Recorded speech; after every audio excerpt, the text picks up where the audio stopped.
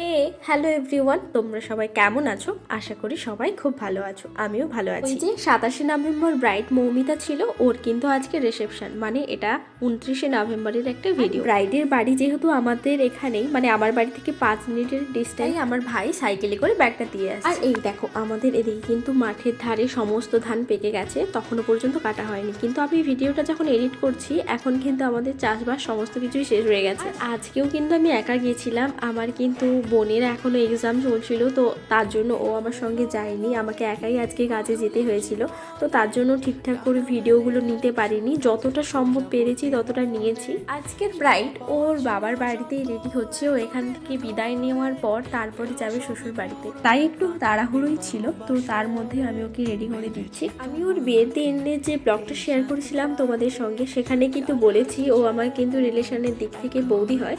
তো আজকে সেই বৌদিকেই রেডি করাচ্ছি, আর আমি ওকে রেডি করার পরও কিন্তু আমিও ওখানে যাব, এটা কিন্তু তোমাদের পরবর্তী ভিডিওতে শেয়ার করব। আমরা যখন কাজ করি আমাদের কিন্তু অনেক ধরনের প্রশ্নের মুখোমুখি হতে হয়। অন্য একজনের কাছে আমি একটা জায়গায় ব্রাইড করতে গিয়ে শুনেছিলাম যে যারা ফর্সা তাদেরকে নাকি মেকআপই দিতে হয় না, তারাই তো এমনিতেই সুন্দর। ওনার কথার মানে হলো মেকআপ কেবলমাত্র তারাই করে যারা শ্যামবর্ণ বা যারা কালো। যাদের গায়ের রং ফর্সা তাদের মনে হয় মেকআপ করার দরকারই হয়, হয়তো ওনার মতে মেকআপ তাদের জন্যই পারফেক্ট যাদের গায়ের রং কম। এখন আমাদের সমাজ অনেকটাই আধুনিক, তাও আমাদের মধ্যে এরকম ধরনের চিন্তা ভাবনা কেন আছে আমি জানি না। আসলেই কিছু মানুষ এখনো মনে করেন যে মেকআপ করা মানে একটু বেশি উগ্র সাজ, পুরো সাদা সাদা সাজ।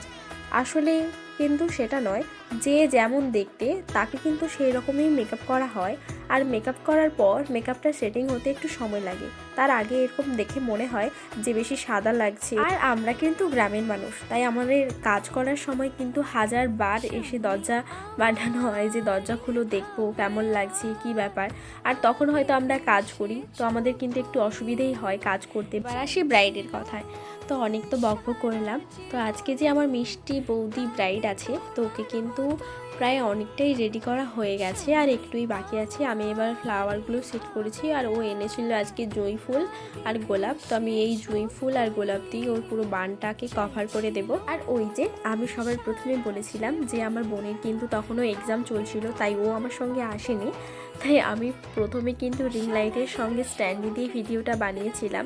তো দেন তারপর দাদাকে বলতে দাদা আমাকে ভিডিওটা বানিয়ে দিল। আজকে যে শাড়িটা পরেছে এটা কিন্তু একটু ডার্কের ওপর ছিল, তো আমি সেই কালারের সঙ্গে ম্যাচ করে লিপস্টিক একটু ডার্ক কালারের করেছিলাম, কিন্তু পরে দেখলাম যে ভালো লাগছে না, তো পরে কিন্তু আমি ওই লিপস্টিকটা চেঞ্জ করেছিলাম। আর আজকে ওর জন্য এনেছিল ফুলের চূড়া, কিন্তু ওর এই লুকটার সঙ্গে কিন্তু ফুলের চূড়াটা একদম যাচ্ছিল না, তো আমি সেটাই ওকে পরিয়ে দেখাচ্ছিলাম যে ভালো লাগছে না, তুমি আজকে এটা পরো না।